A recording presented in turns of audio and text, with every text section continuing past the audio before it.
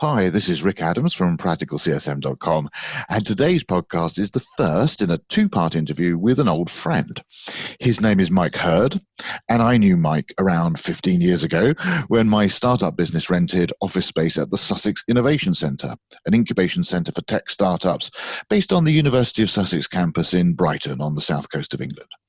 Mike was the managing director of the centre, and his extensive knowledge and understanding of what startups need in order to thrive and prosper, and his passion for helping them, was self-evident to all that met him. In part one of our conversation, which you are currently listening to, Mike defines the term innovation and explains how innovation creates change and makes real-world differences. He explains how innovation is essential for helping companies to adapt to new or changing situations, and explains the relationships between innovation and agility. In part two, which will follow on from this one in a few days' time, Mike talks about how to plan for, implement, and maximize innovative thinking within your own business. Don't miss part two when it comes out, but for now, please enjoy part one. Hi, my name is Rick Adams from practicalcsm.com, and I am joined today by Mike Hurd. Mike is a specialist in developing new businesses, including technology and innovation commercialization and funding. He is highly experienced in business support and university interaction for economic development, and his expertise includes business incubation, acceleration, technology business strategy, research commercialization, intellectual property, high growth, technology, and more. For over 20 years, Mike ran the highly successful Sussex Innovation Centre, a technology business incubator based in Brighton on the University of Sussex campus. He now offers his business growth and innovation consultancy services on a self-employed basis. Mike, it's great to have you here. Really pleased to be here, Rick. Yeah, I was glad you're here. So once again, thank you very much for agreeing to come on the show. Most of the time, I actually interview people from within the customer success profession itself. But it's important, I think, for every profession to, as it were, metaphorically raise its head above the parapet occasionally and get the wider picture of what's happening in the world. And I think that you, as someone who works in, or at least consults with all industries, are an ideal person to talk to about the COVID-19 crisis. And I want to get your take on where the world of business goes from here and how it can recover from what was, without a doubt, a massive shock. Now, our title for our podcast discussion is Innovation is the Way Out of the Crisis. And I am really looking forward to hearing what you have to say about what I think is a very interesting topic. But before we get started, would you please be kind enough to give my listeners a brief introduction as to who you are and what your career has been to date? Thank you, Rick. I probably couldn't do a better introduction than you did yourself. But just to summarize, years ago, I was actually in the oil industry, and I worked as a petrophysicist, which is one of those professions you sort of had never heard of before you actually started it. But it was working offshore and supervising a company called Schlumberger that was running measurements down wells and then doing the interpretation and numerical simulation of oil. And it was a fascinating area. But one of the things I really loved about it was really high technology, and there were sort of millions and millions of dollars being used to create these really fancy instruments. I remember being out on a well site, and we're doing this what's called a perforating gun, which was blowing holes in steel casing to let the oil flow. And it went down something like 10,000 feet. And he said, well, all the radios were switched off for safety. They said, well, how do you set it off? And so we drop a hammer down the well, and it just rattles down and hits the top and sets it off. And it was that great sort of combination of high technology and sort of crude practicality to make things work. All right. And that was the sort of background that I was sort of brought up in. And when I came into the world of innovation and innovation centres, and Sussex was the sort of third innovation centre to be set up in the UK after Oxford and Cambridge. But there were no rules. And really, I was just faced with an empty building and a sort of a public sector mission of help more technology or knowledge-based industries be created and grow and do something with the universities. And so one of the things that I really learned from that was I wasn't an expert. What I did was I found out what people's problems were and set about creating a critical mass to solve them. And so it was a completely evolving area of working with people that were innovative, passionate about what they did, but I felt we were just as much like them, and we had to innovate and evolve ourselves in order to create the types of services that would help those companies. And if you kindly said when we spoke earlier about how in fact we had a sort of casual professionalism about the place, which had that way of building confidence and helping people to take their ideas forward. And one of the things I really enjoyed within that was I tended to work with people that weren't natural entrepreneurs. So people that were perhaps a teacher who had a better idea for a new way of using technology in teaching and how to help them create a successful business, or from the insurance industry or a shopkeeper or whatever. And so it was helping people become entrepreneurs and how they changed and grew as people. And so I got very involved and interested in the sort of psychology and the sort of personal development side of people and how they go on that side. And so that then was enhanced as we took on the aspects of the university and grew the business, and opened new centres, venture capital, all those sort of things. So Yes. The whole journey has been about how people develop as well as businesses develop and how they innovate across the board, across all sectors. Oh, great. Thanks for that, Mike. And once again, welcome. And it's great to have you here. And in particular, it's really great for me to renew an old acquaintanceship, since for a very short time, at least, I rented some office space at the Sussex Innovation Centre whilst I was developing my software as a service business, which was, believe it or not, back in around 2006 or possibly 2007. I can't say for certain which one. But anyway, it's really lovely to be talking to you today. And I'd like to thank you for the kindnesses that you and your team showed me all those years ago. But enough of wallowing in the past. Let's talk about the topic we're here to address. So as I mentioned, our title for today's podcast is Innovation is the Way Out of the Crisis. So let's start with the basics. Would you please explain to our listeners what actually is innovation? Well, in many ways, innovation is making new ideas work. So I sometimes describe it as it's innovation when you stop inventing. So when you actually take that idea and say, well, actually, how do I implement it? How do I make this actually work within my organization, with my customers?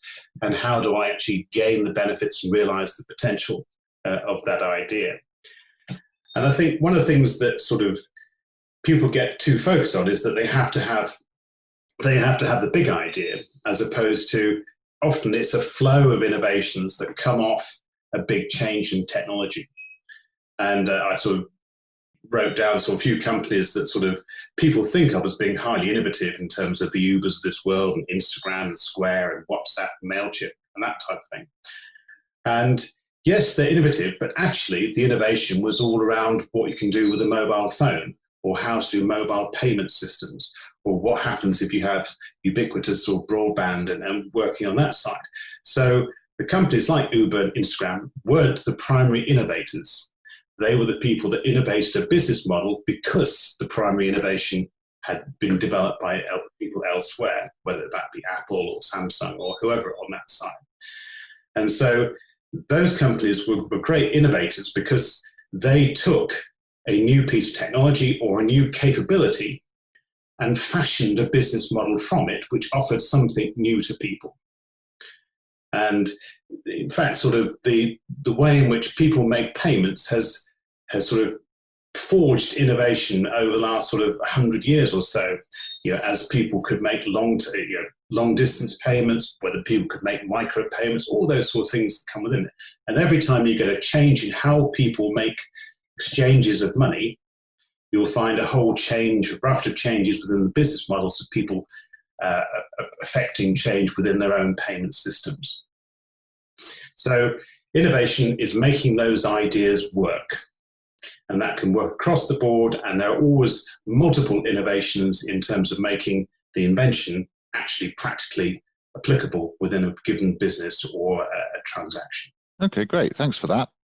So the reason I reached out to you to come on this podcast specifically with this title about sort of innovation and the crisis that we're all in, is that you put something on LinkedIn to the effect that innovation is the way out of of this crisis. So that's my understanding, is that it's your contention, Mike, that when a crisis such as the COVID-19 crisis that we're currently experiencing hits us, at least one way out of the crisis is to use innovation. So is that right? Have I got that, my understanding, right? And if so, please can you expand a little on why or how that is the case?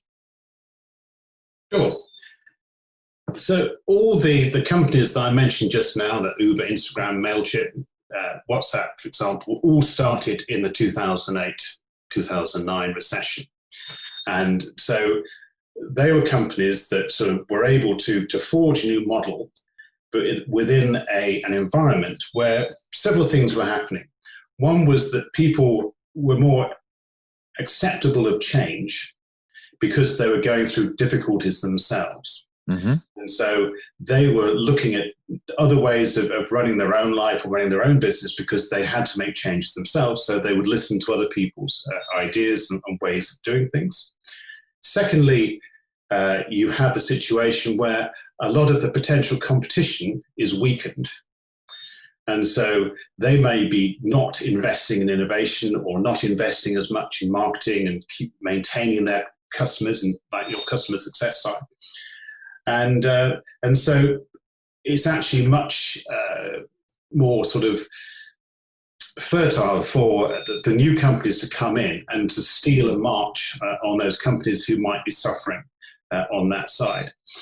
And the third aspect, which I think can really make it work, is the fact that people tend to focus on something that's sometimes referred to as frugal innovation, which is not throwing millions of pounds at a problem. It's saying, what if we go back to first principles and look at what we're actually trying to achieve with whatever the process is or the product, whatever.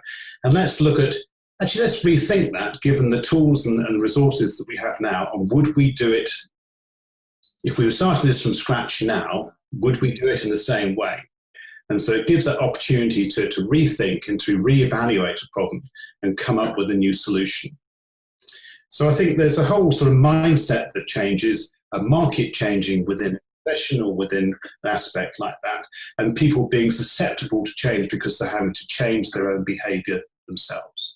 Yeah, I think that's fascinating. I mean, it's often said, isn't it, that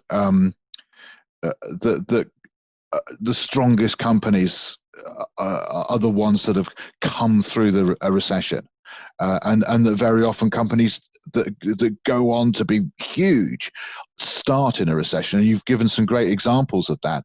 And I think what you've said, that I've not really thought of before, but I think is very profound about why that is that people are, are more open to change because change is, by its nature, people generally aren't open to change. We're small c conservative, better the devil I'd rather do what I'm comfortable with doing than have to think harder and worry about more risk, and new equals risk, right? So at the moment we don't have the luxury of doing it how we did it before because you can't. So therefore people are open to change, therefore change is going to occur, therefore the people who then innovate have got perhaps an opportunity that is unusual for innovators, in the sense that they've got kind of, it's open season on new ideas. I think that's right. And I think that it's also an opportunity for the better companies and those that believe in sort of customer success and that type of thing to use the fact that they have that open dialogue with their customers and a degree of loyalty to understand how their customers need to react, and so can base the innovations and can base how they change their business in order to meet the needs of the customer, as opposed to innovating in a vacuum where you just say, well, let's throw that out, see if it works, or just purely doing things from the internal view. Okay, and of course we're talking here about everyone here. So of course there's innovation that's aimed specifically at solving the root cause of the crisis. So we're talking there about sort of the medical and pharmaceutical industries, but there's also innovation to help everyone that is not necessarily directly involved in solving the crisis itself, but which nevertheless is severely impacted by this COVID-19 crisis, to adapt and to realign with perhaps new, or at the very least changed, needs of their customers. and to start to operate efficiently and effectively again themselves with changed rules and regs about what they can do and how they can do it. For example, obviously remote working, which you've already mentioned, and perhaps in changed circumstances with, for example, less cash flow, and perhaps with a different or less amended vision and mission because they've had to change direction strategically. So is that how you see it as well, Mike? And if so, I'd love for you to expand a little on that concept, if you would.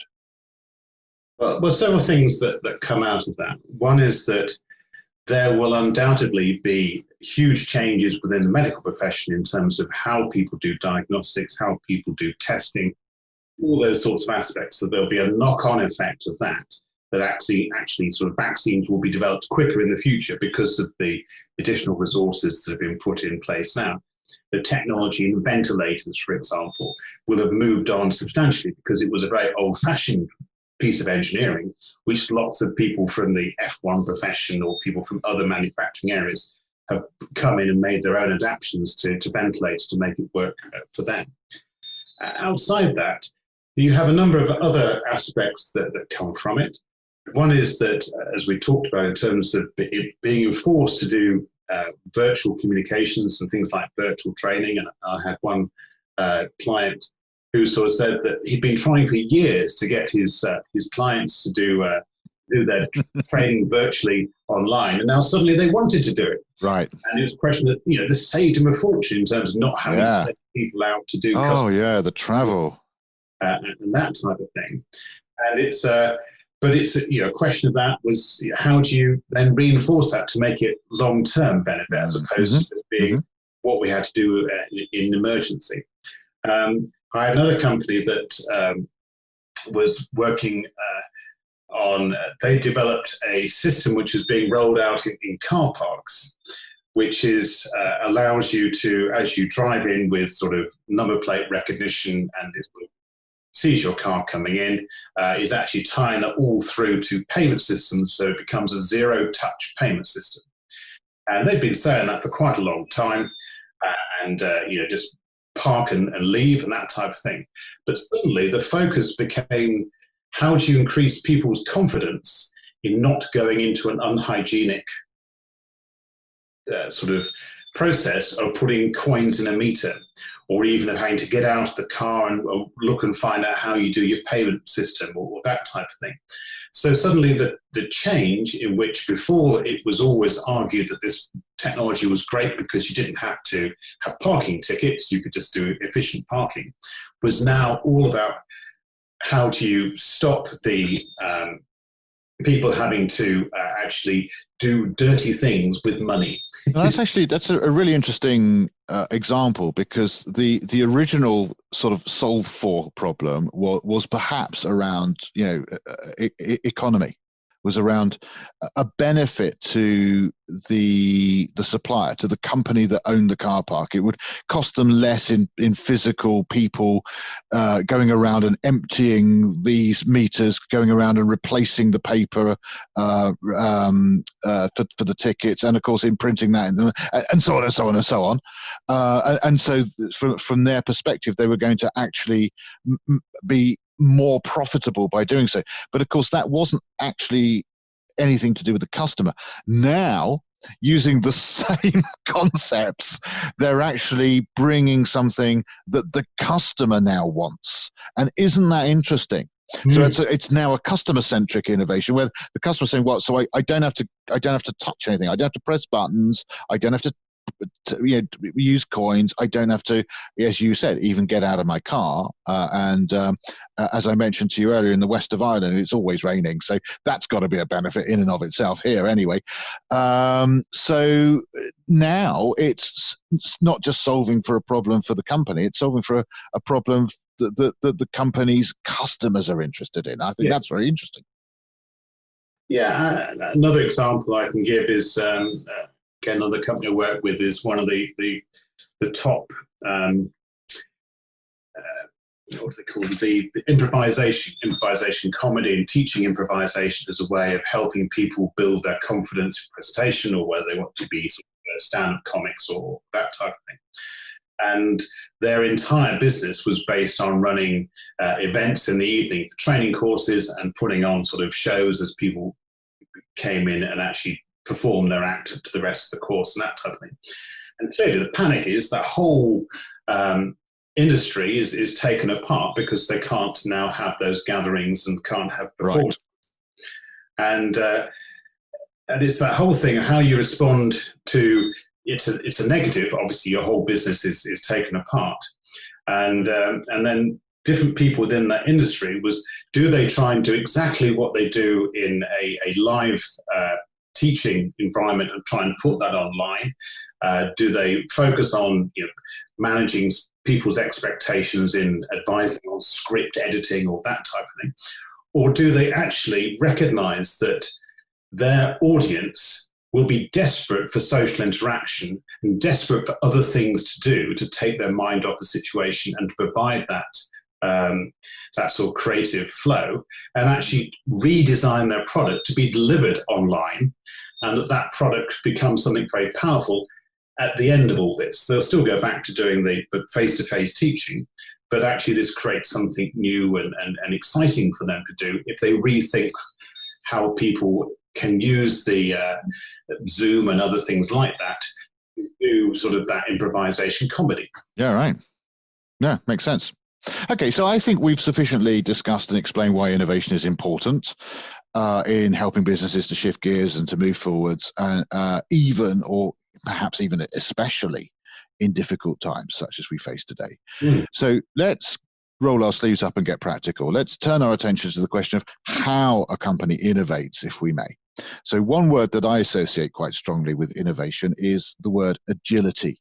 So I wonder if you could explain the relationship between a company's level of agility and its ability to innovate, and perhaps discuss what impact this might have. Sure. So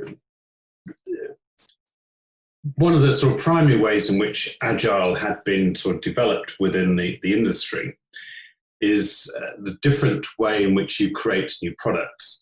And it came to a certain extent from things like, whether it be in a SaaS system or whether it be people developing apps and that type of thing, is how do you get customer reaction back very quickly? So rather than spending 2 years developing a piece of software, then launching and saying, does anybody like it? It's a question of how do we get something out there quickly and then starting to get feedback and then to evolve and to re-innovate, if you like, the product based on the customer's response or the user's response in that type of way. So that was the way that often it was thought of in terms of agile manufacturing. How do you create a product and get a prototype out there, get people using it? On the software side, it was saying, can we actually get people to pay for it? Because that then proves a degree of demand and customer acceptance, which is obviously key importance on that side. So that's how it started. And when you start applying that across all your aspects of your business, then it becomes a very powerful way of doing things. And it's a great example of how something which was developed for the physical manufacturing then became key importance in the software industry. How can that work within the insurance business? How can that work within teaching? How can that work in other sectors? And how can you cross-fertilize these ideas to make them work on that side? So I think the whole concept of being agile is to seek reaction from the people that you work with, and then to, where it's appropriate, to adapt how you're developing the product in order that it gets acceptance quicker and quicker. And I think what that does is it opens up innovation to more of the people within an organization, because obviously you can be innovating to create a new product for your external customers, or you could be innovating to improve your internal processes. So actually having something where your staff feel involved in the process of innovation, and they can have some ownership of that and maybe see that their influence is changing the way in which the product is being developed, or the process is being developed. I also like to think of I remember started working on some products which were around the freemium games market. where you had a game which relied on getting hundreds of thousands of users, of which a tiny percentage would pay for an additional sort of in-app sale, that type of thing, buy something with it. And one of the things that they did was that they had a live monitoring of what all those hundreds of thousands of people were doing within the game, and they could make live changes to see if it would change people's behavior and whether they would in fact buy more things or stay on the game longer if they made that change. And whilst that's quite a big thought to think of, how can you run your business that way? How can you be so responsive and set up things, whether it's being, when they talk about A/B testing and that type of thing, to be able to test your assumptions of how you respond to your market or how your product works, being able to capture that information, that feedback, and then actually act upon it. How do you create your systems so they allow that agility so you can make changes? Well, after you've explained that, I don't know whether to be excited or frightened about about the possibilities. But anyway, fascinating. Okay, so that's the end of part one of my conversation with Mike Hurd on the topic of innovation is the way out of the crisis.